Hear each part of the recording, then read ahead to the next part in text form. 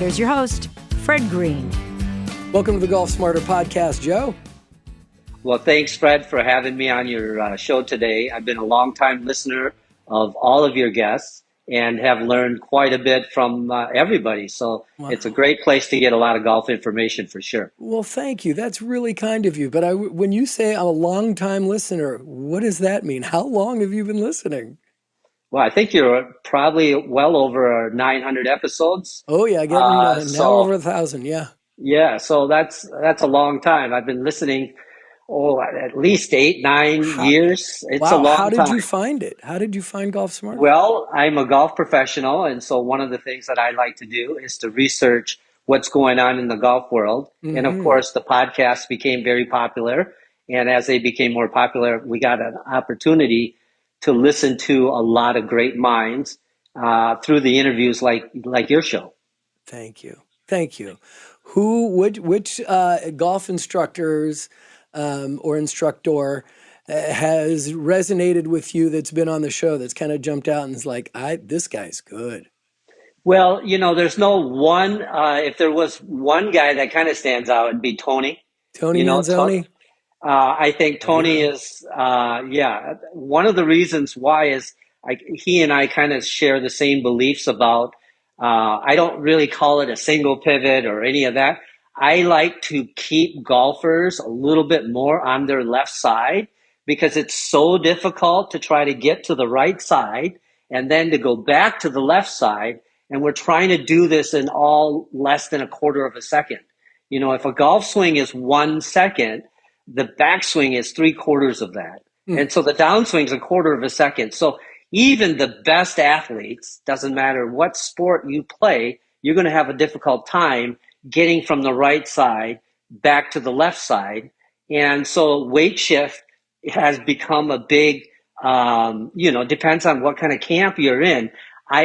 Science-wise, yes, you need that weight shift. If you're going to do long drive contests and you're going to be hitting 450 yards and you want to win, you're going to be using some of that mass along with velocity in order to get as max distance as you can for one ball, though. In golf, you need more than one ball in play, and the distance you certainly don't need as much.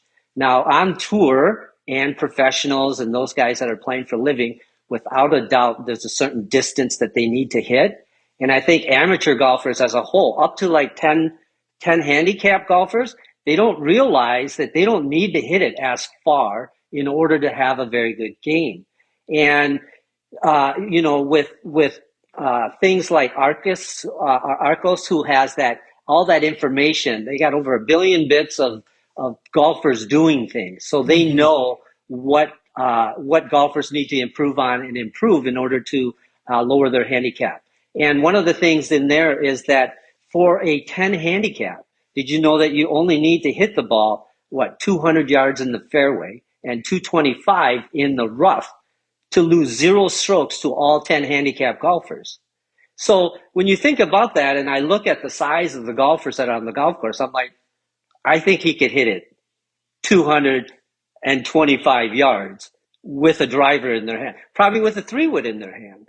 The problem is when you stand there and you put all these extracurricular movements, mostly to try to get more distance, and then you're sacrificing solid contact and other things that is very beneficial to get the maximum distance and to keep it in play. So when Tony was a big proponent of the single pivot, he was really staying more on your left side as much as you could, so that in the downswing, the weight is kind of transferred over there, and now you don't have to shift your weight. And when you think about the golf swing and think about it in a circular motion, and you have at the very bottom of the circle, we have a low point, and that's the bottom of the swing arc.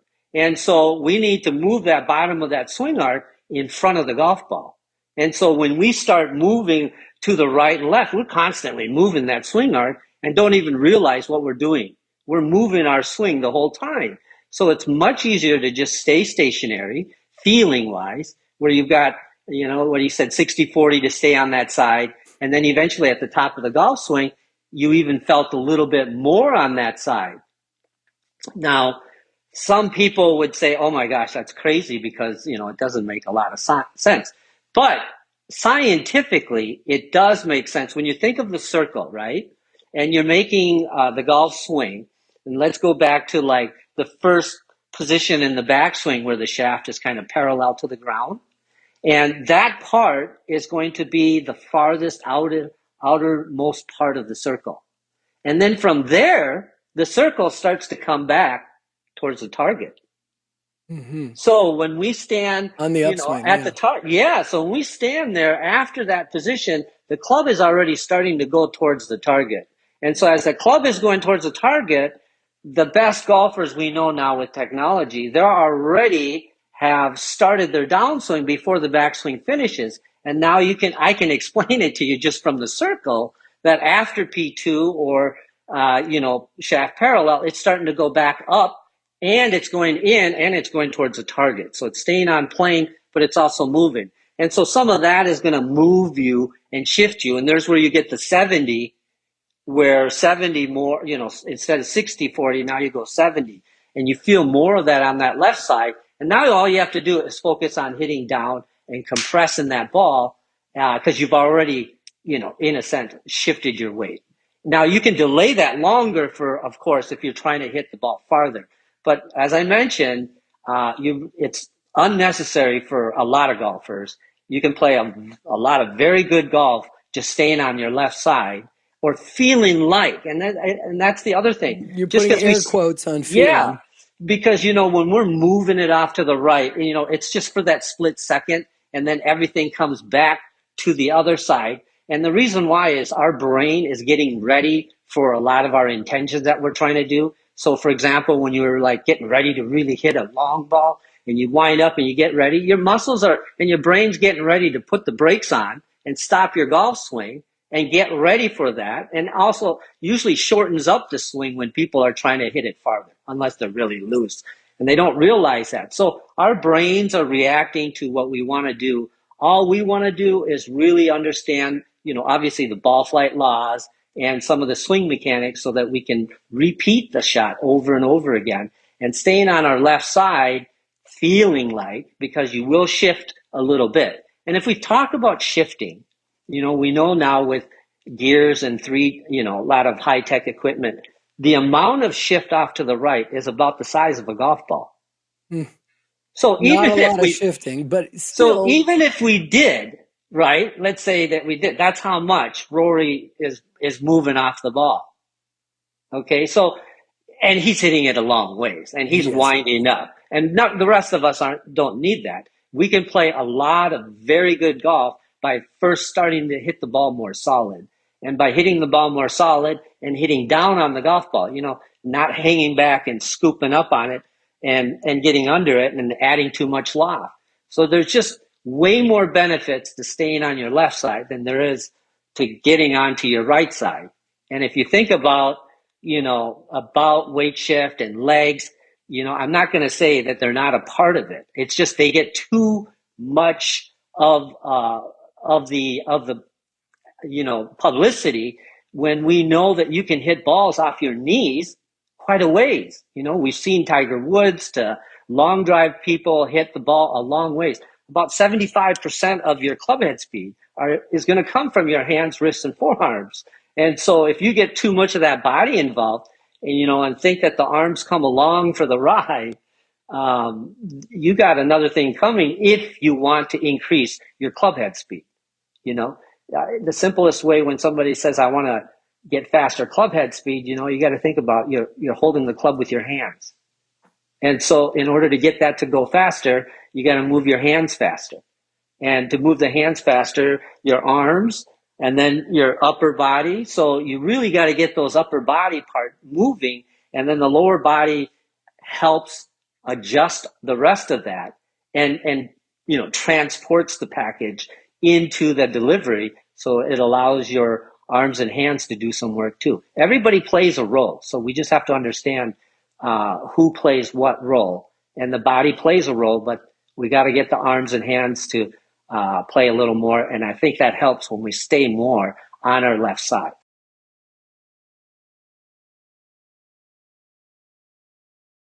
As an instructor, you probably hear the same thing that probably every instructor hears, at least the ones that I've spoken to, that the first thing that people ask for is consistency. Second thing is more distance, or is it the other way around? Do they want more distance and then they want more consistency, right? Yeah, yeah, you'll So want both. when you talked about faster club head speed, that equates to greater distance.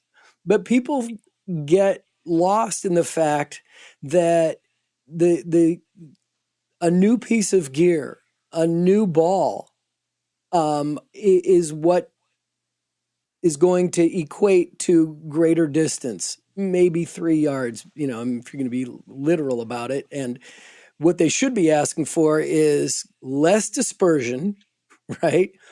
And consistently getting the ball in the fairway. And if you want to lower scores, just get the ball in the fairway.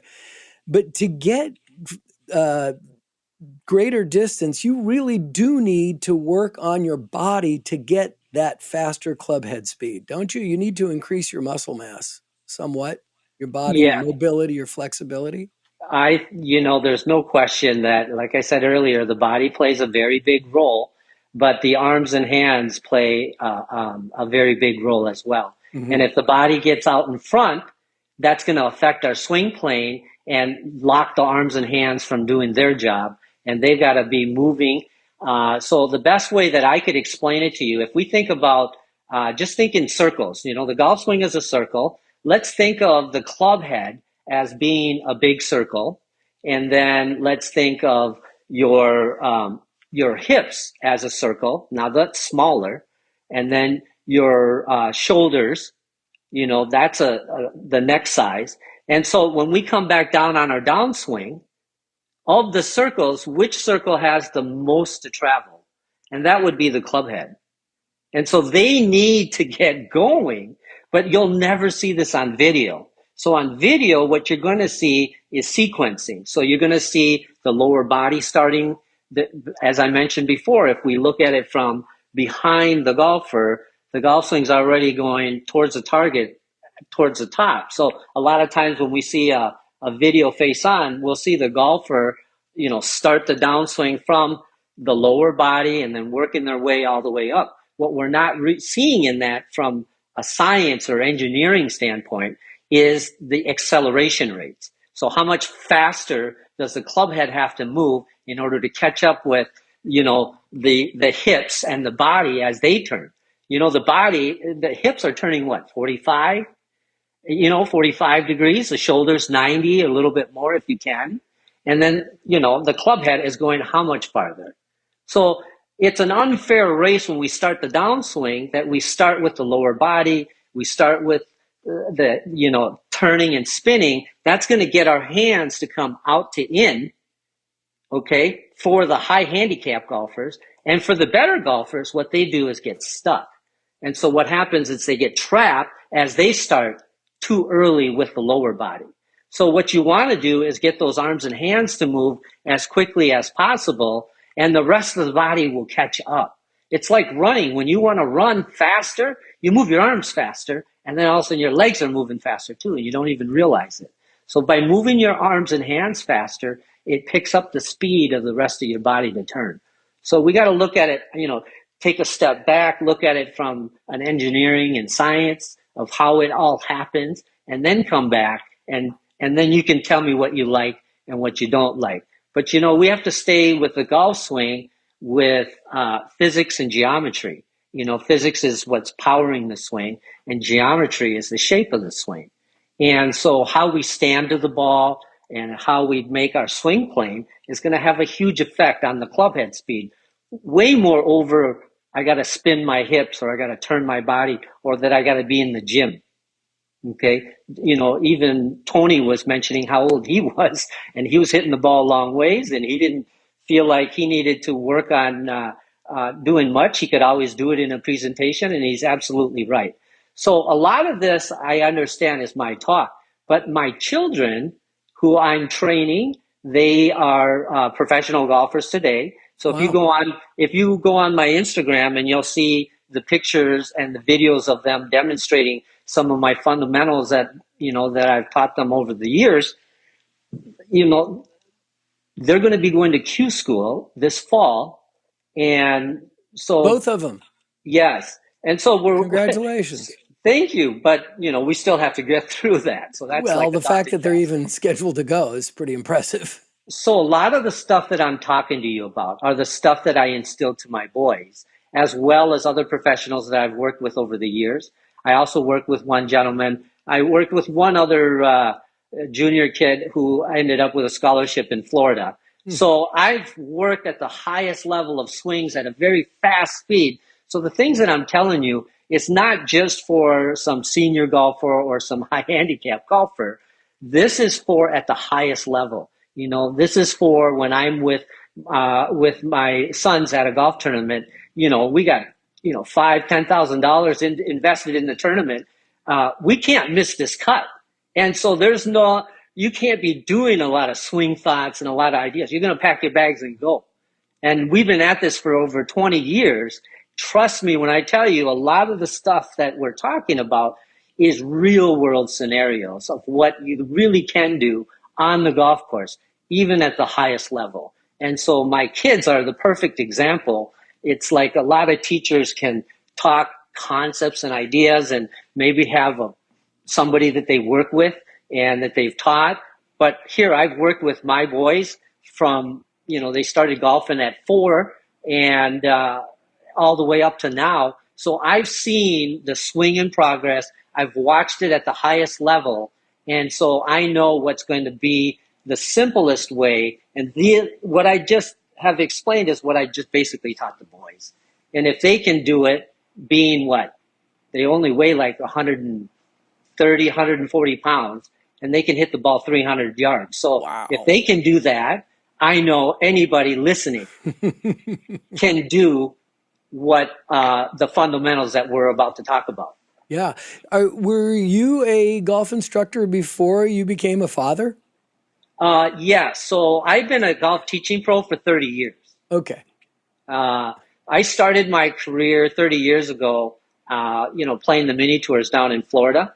And I had an opportunity to work with, great coaches like Mike Bender. I don't know if you're familiar with who he is. He's one of the top 5 coaches, he's been for a long time. And a big student.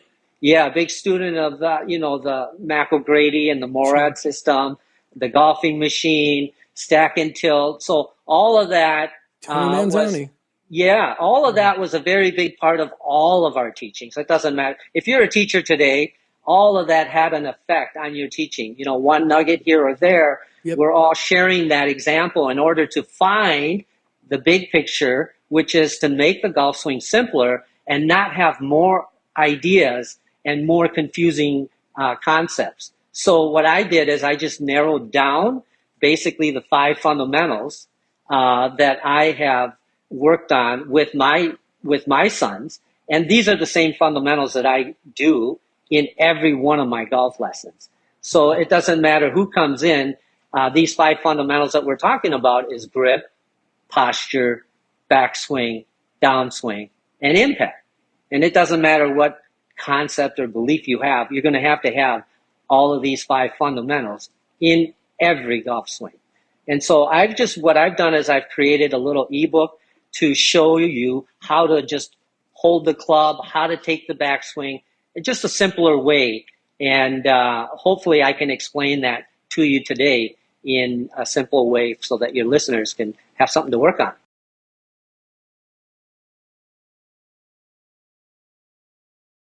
When you talked about that downswing a few minutes ago, and you were talking about getting a faster downswing, right? The issue that I seem to have, and I see it all the time, and you probably do as well, is that people think that if they want to get faster on the downswing, they got to swing harder. Now, is there a difference there between faster and harder? Because with harder, again, my observation, with swinging it harder, you're increasing the tension in your arms, in your shoulders, in your body. And I guess the ultimate goal is to be tension free throughout your swing. Yeah, the tension stuff is there's no question it's important, but the amount of tension is more reactionary. So like when somebody is going to go down intentionally to go faster, the muscles are going to adapt to what you're trying to do.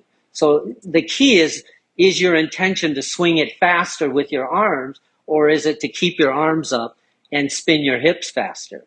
So that, so it's not really how hard am I holding it.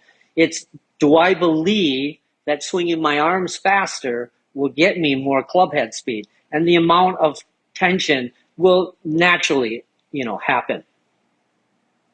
So your book is called, or your ebook is by JoePark, and it JoeParkGolf.com is Joe Park's 5 fundamentals on how to make a golf swing.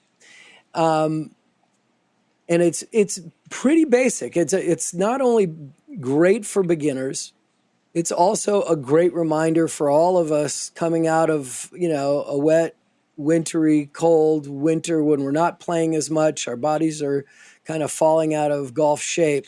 This is great reminders for everyone to have. And it's not long. It's actually, I did it in 3 nights. So, I mean, that's pretty fast for me. And you go chapter 1, the grip, 2, stance and posture. So, what you talked about, your 5 fundamentals: grip, posture, backswing, downswing, follow through. How does your ebook, differ from Ben Hogan's 5 fundamentals? Yeah. So, first of all, Ben Hogan's book is a wonderful book. I'm a big fan, as everybody is. I think what can happen with that book is it can get misinterpreted, just like a lot of things in life. And so we have to remember, Ben said right away that this is the way that he played golf. And he did try to help, he was an instructor. He did help on his off times. It said that he did give golf instruction. So he suffered with having all of these high handicaps coming to him. So he knows what they're suffering as well. Now, the book itself in general is a great book with all the fundamentals. The difference is that he had a problem hooking the ball. And so if you go to ball flight laws, we understand that, the face and the club path have a huge influence, as well as the club head speed, obviously, but have a huge influence on the direction of your ball flights. And Hogan was a hooker of the golf ball. And so what that meant is that he hooked it to the left a lot. And so he needed a way to make sure that according to ball flight laws, that the face wasn't close to his swing or to his swing path. And so he says it in page 32, I weakened my grip to the left because I have a hooking problem. And unless you have that problem, he forgot to say, unless you have that problem, don't do this. But he said, I had a problem hooking, so I turned it to the left. I made 2 changes, and he says that in there. So it's not for somebody to find that and see that, red alarm, but that's what he did in order to fix his hook. Aside from that, and then his downswing, he worked on really starting his lower body to start the downswing. And so if you think about somebody that hooks the ball, for a better golfer, I talked about the downswing, when they start with the lower body, they can get stuck, okay? So they can get underneath. Now, he didn't get stuck, but what that does for him is it opened the face up a little bit more, and it delayed it. So between that move and that, it kind of helped him hit a straighter ball, according to ball flight. I'm sorry to interrupt, but can you define stuck? What do you mean by that? Because he didn't stop the swing, right? No. So what we're talking about is that when we're talking the downswing, we set up at address and we're hopefully in a good position at address. And at the top of the golf swing, we're in a good position up there where the left arm is just covering the right shoulder. When the downswing begins, a lot of high handicap golfers, what will happen is they'll come out to in like that and come across the ball, okay? Mm-hmm. And what happens from that is because maybe they start with the lower body, starting to spin the hips, or their upper body and keeping the arms up, and that forces it to come down out to in. And they don't realize that they're actually making that happen. For a better golfer that doesn't do that, they're not going to do that. What they're going to do is they're going to spin, and their hips are going to clear, and the right elbow is going to get stuck right here between the right elbow. And so you can see how much flatter the swing plane gets, okay? And so from this position, you're going to end up having to roll it and hit a big hook shot, or hold the shot in what they call a block out to the right, okay? Mm-hmm. So it's not advisable for the high handicap or the better golfer, okay? Either way from here, you want to try to get your arms and hands to come right back down the plane that you went back up on when you set up at address here. And hopefully when you set up at address, that the shaft is sitting in the right angle, which should be about 45 degrees to the ground.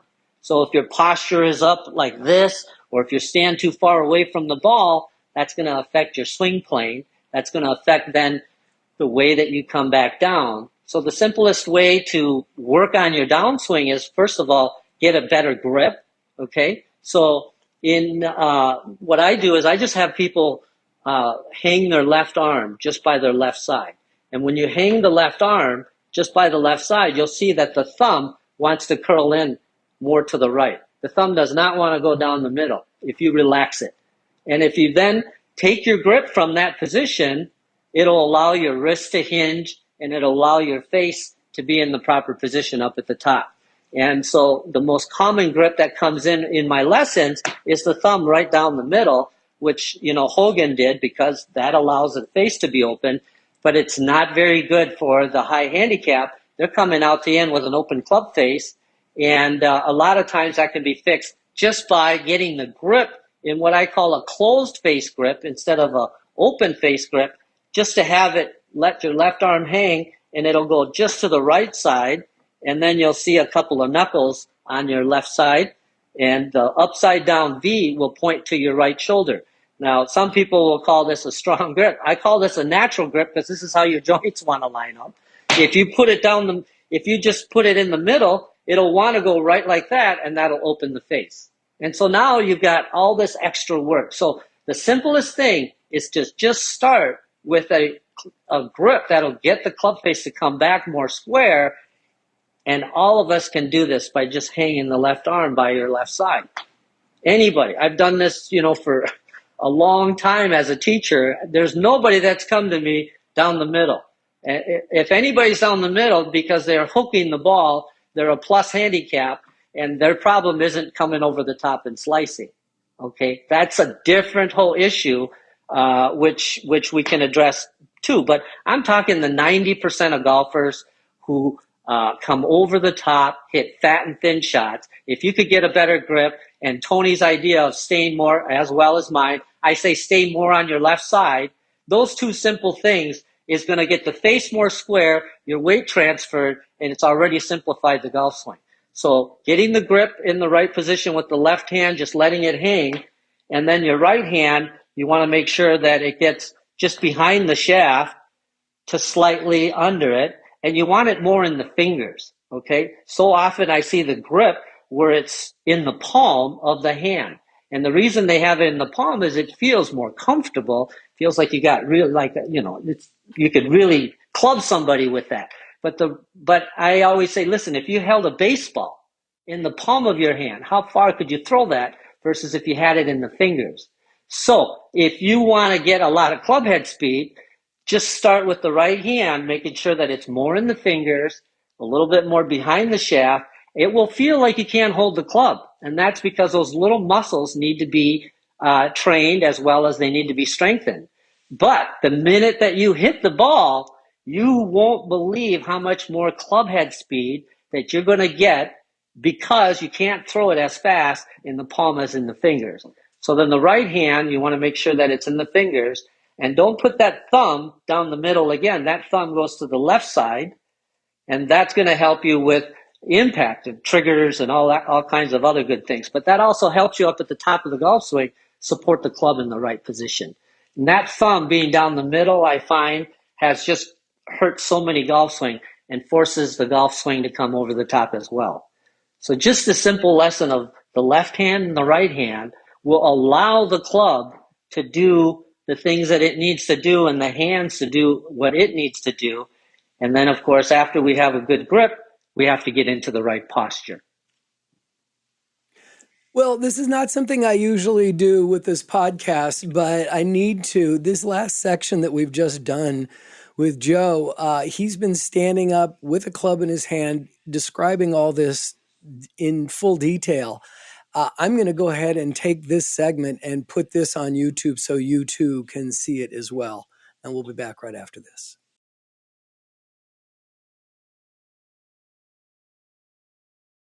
Now, getting back to the grip, Joe, for just a second, you had this great drill in here that I've never heard of before called hot dog in a bun.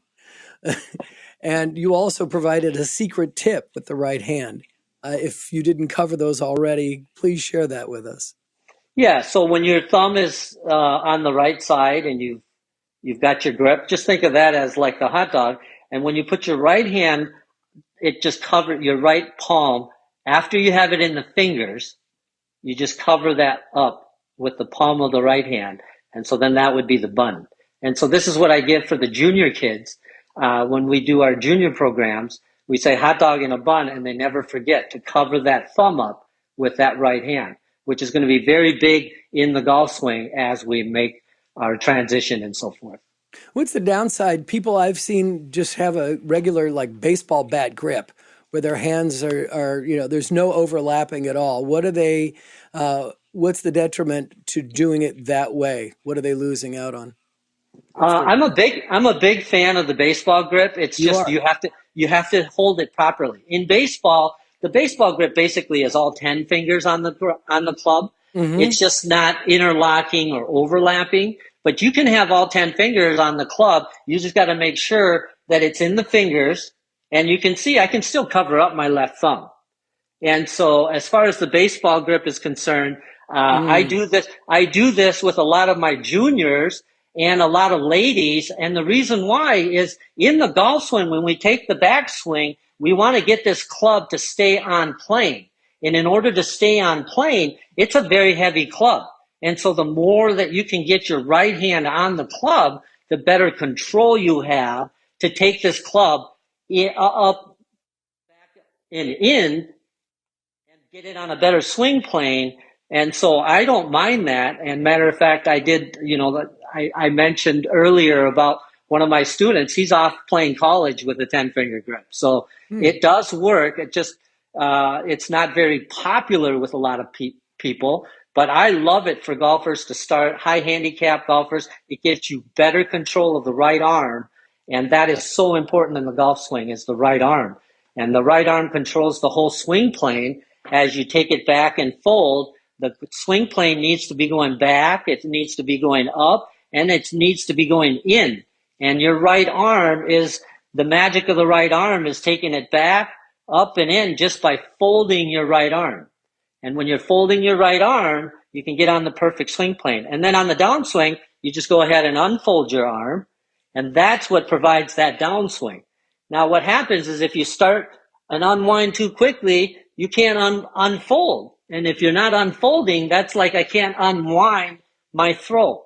And that's why you want to go ahead and just think about folding it up there and unfolding and getting those arms and hands to come back down and out towards the ball. And that's how you'll get your increased club head speed. But the 10-finger grip works, and it's great for a lot of beginners. So I'm a big fan of it. Awesome. So in chapter 2, I'm not going to go through all 5 chapters. No problem. We want everyone to go out and get it for themselves, the ebook for themselves. But posture and stance and posture, I find that, I've seen a lot of people who may have the correct posture and a lot of people don't. They kind of hunch over more, but they're also really far from the ball. They're really stretching their hands out, and they're probably losing a lot when doing that. Can you explain what happens if you are too far from the ball or even too close? What's the impact on those? I can't thank you enough for mentioning this, because the posture is probably the most, after the grip, probably the most overlooked fundamental. It is going to make or break your golf swing. And how far you stand away from the golf ball or how close you are is going to have a huge effect again on the swing plane. I'm a big fan of the swing plane to make your golf swing much easier. And so that's why we're getting into a specific posture for the golf swing. We're not getting into a posture to get comfortable. We're not getting into a posture to have someone tackle us. So there's none of this sitting in a bar stool. We're basically taking a golf swing that goes around our body and the ball's on the ground. So what we need to do is to tilt forward from our hips and make the whole swing circle angled down at a 45. So now we can go ahead and hit that. So the best way to work on your posture is making sure that you don't sit like you're in a bar stool. What you want to do is you want to bend from the hips and you want to bend forward until the club touches the ground. And so now what I've done is I've taken my shoulder plane, I've taken my hip plane, and I've got a much better chance of getting the swing on plane. A lot of golfers are working on early extension and trying to fix that, and that's from the hips, not tilting into the correct posture. When the hips don't tilt and they stay level, they're just going to slide around, and there's where you're going to end up hitting way behind the golf ball. So the best way to get in the perfect posture is, again, getting your grip, hanging it out there, then get the shaft to be just parallel to the ground and standing straight up, and then just bow down, bending from the hips until the club touches the ground. And you'll see how much more over the golf ball you're going to feel instead of sitting. And if you want to know how to do that, just find a wall. Get to a wall, and then just go ahead and bend forward. I'm trying to get away from the wall. So often what happens to golfers is they just sit down and they put their rear too far back. And what ends up pushing all of the mass and the swing into a wrong position, which is going to force you to stand up, early extension, all kinds of other things. So it's not going to feel great getting into a golf posture. It shouldn't feel natural. There's nothing natural about that. We're going to work on that until you get that. And just going forward, you'll feel how much more bend. Now we can hit down and compress the ball instead of just sitting down. When we just sit, now our backswing gets too flat, turn, and now we got to come over the top. And some people are going to skip that, and they're just going to pick the club up and then come back down. All of that came from the inability to pivot, and that pivot comes from posture. And so what we want to do is bend forward and then walk into the golf ball. And how far our arms should be is they should be just hanging under the shoulder somewhat. Now, they're not going to be, they're going to be a little bit here or there, just depending on if you got a driver or if you're standing closer to the ball with a wedge. But for the most part, they're going to be hanging underneath your shoulders. If you have to reach out for the golf ball, more than likely you're going to yank the club underneath the plane and come back over the top as well. So work on your posture, and that's the first step to getting a good swing plane to get up on top. All right, to wrap this up, I'm curious, can you explain the JPX drill that's in your ebook? So that one I'm not going to explain because that's the big ticket. Okay. That is the big ticket. So now, Fred, what I've done is I asked myself for the next 100 golf lessons, what are you going to do with the golfers that come in the door? They're going to have a grip, a posture, a backswing, a downswing, and an impact. And so I want to get those things buttoned up. Now, to put it all together, I have a special drill in there that I put and allows the golfers to put all of the things that I just talked about together. And within 3 swings, I promise you, they fix their over the top and they learn how to swing from in to out. It's too simple. It's too easy. The book is like, you'll probably, if you read it, you'll probably put it down. But if you take the time and you try it, these are the same principles that my kids are hitting with. So they're not ideas.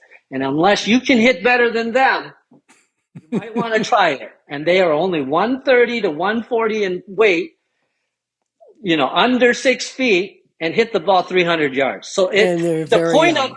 And they're very, well, the young and supple, of course, but that's not the real reason. The real reason is physics and science. They're utilizing, taking advantage of all of that. But the extra in there will be a great way to fix you. So if you get the book, I guarantee to fix your slice. Nice way to avoid the question. Uh, well, I think people may want to check you out here. Again, it's JoeParkGolf.com. And Joe specializes in taking 15 to 20 handicaps and turning them into scratch golfers. So that alone is enough to make your interest level rise just a touch. And he's a fan of Tony Manzoni. How bad can that be? Oh, yes. Before you go, so I got an email from a listener this morning. He says, can you ask people what their 3 favorite courses are? And then I'll ask the second part of that question. What's your 3 favorite courses?